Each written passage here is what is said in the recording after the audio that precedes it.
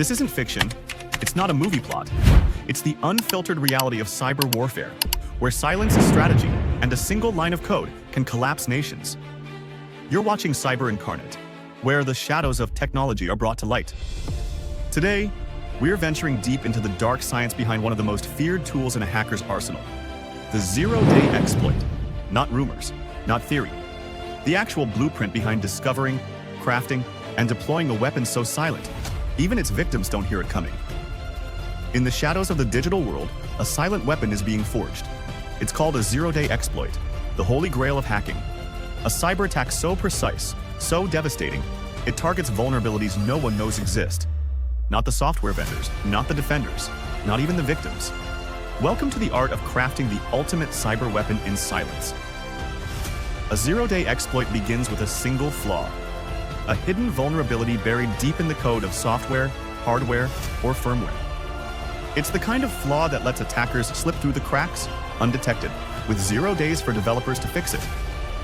These are the exploits that make headlines, cripple nations, and redefine warfare. But how are they made? Let's pull back the curtain. It all starts with discovery. Hackers, or sometimes researchers, dive into the heart of software, reverse engineering binaries to uncover their secrets. They use tools like IDA Pro or Ghidra to disassemble code, peeling back layers to find that one mistake, a buffer overflow, a use after free, a logic error that can be twisted into a weapon. Or they turn to fuzzing, bombarding programs with malformed inputs to trigger crashes, each one a potential goldmine. It's a game of patience and precision, hunting for flaws in the software we all rely on. Windows, Chrome, Adobe, you name it. Once the vulnerability is found, the real work begins: weaponization. This is where raw potential becomes a polished cyber weapon. The hacker crafts a proof of concept, a crude exploit to prove the flaw can be triggered, but modern software isn't defenseless. It's armed with layers of protection: address space, layout randomization, data execution prevention, sandboxes, stack canaries, all designed to stop exploits in their tracks. So the attacker adapts. They bypass ASLR by leaking memory addresses or spraying the heap to control the layout. They sidestep DEP with return-oriented programming, chaining snippets of existing code to build their attack. Sandboxes, they chain multiple vulnerabilities to break free. Every defense has a counter, and the best 0 days are surgical, slipping past these barriers with elegance. The exploit is paired with a payload: ransomware, spyware, a remote access tool, tailored to the attacker's goal. It's tested, refined, made reliable across systems and versions. This isn't just coding, it's engineering a masterpiece. Now comes deployment, the moment of truth. The 0 day is unleashed, often through a spear phishing email with a malicious attachment, a compromised website in a watering hole attack, or a drive-by download exploiting a browser flaw. Sometimes it's delivered physically, via a USB drive left in a parking lot, or through a supply chain attack, hiding in a trusted software update. The delivery is precise, the impact catastrophic.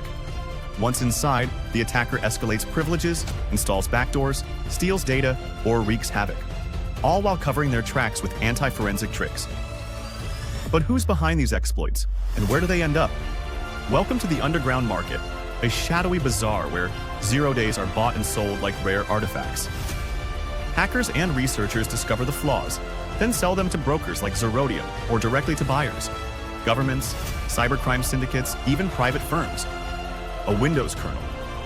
0 day might fetch $500,000. An iOS exploit? Up to $2 million. The price reflects the power. A single exploit can unlock entire networks, topple defenses, or fuel espionage. Buyers demand exclusivity, ensuring the exploit stays secret, a weapon only they wield.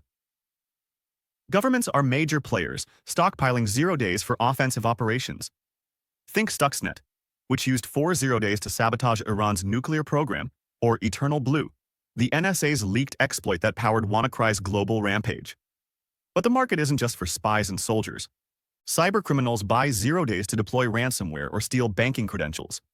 Even legitimate researchers face temptation, weighing bug bounties from Google or Apple against the black market's bigger payouts. And here lies the ethical quagmire. Responsible disclosure, reporting a flaw to the vendor, saves lives but pays less. Selling to a government or criminal group can fund a fortune, But at what cost?